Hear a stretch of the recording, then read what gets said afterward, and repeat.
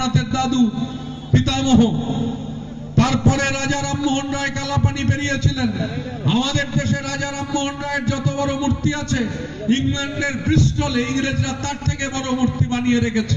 প্রথম আধুনিক মানুষ গোটা দেশ যখন ছাগলের দুধ খেয়ে রামরাজত্বে পৌঁছানোর স্বপ্ন দেখছে, রাজা রামমোহন রায় তখন আলো জ্বালছেন, সভ্যতার আলো।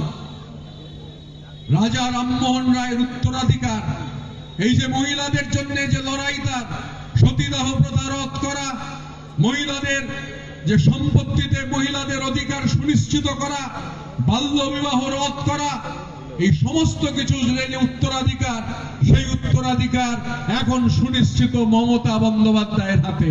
মমতা বন্দ্যোপাধ্যায়ের কন্যাশ্রী হতে পারে, মমতা বন্দ্যোপাধ্যায়ের রূপশ্রী হতে পারে। আপনারা সবাই জানেন যে আন্তর্জাতিক স্বীকৃতি, আন্তর্জাতিক মডেল রাষ্ট্রসংঘ স্বীকৃতি দিয়েছে এই নারীর ক্ষমতায়ন, সেই নারীর ক্ষমতায়নের প্রশ্নে আন্তর্জাতিক স্বীকৃতি। আর সেখানে এই কালিদাস হরিদাসরা তারা বলছে যে ঘরের মধ্যে তালা বন্ধ করে রাখুন, এটা মধ্যযুগীয়।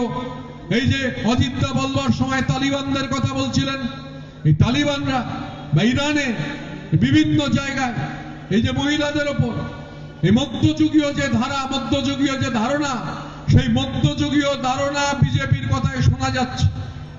ব্রিগেডের মাঠে চিকেন প্যাটিস বিক্রি করছিলেন একজন। বিজেপি ক্ষমতায় নেই, 70, 72, 75টা এমএলএ আছে, চিকেন প্যাটিস কেউ বিক্রি করছেন, তাই তাকে ধরে প্রচন্ড পিটিয়ে দিয়েছে।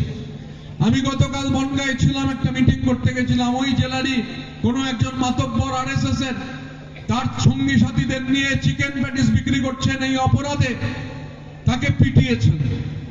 এখন আমরা কি খাবো, আমরা কি পড়বো, আমরা কি ভাষায় কথা বলবো, এগুলো এমনি এমনি ঠিক হয় না। মানুষের বিজ্ঞান বলে যে মানুষের ডিএনএ রয়েছে। আমাদের যে ডিএনএ, এই ডিএনএর 5000 বছর বয়স।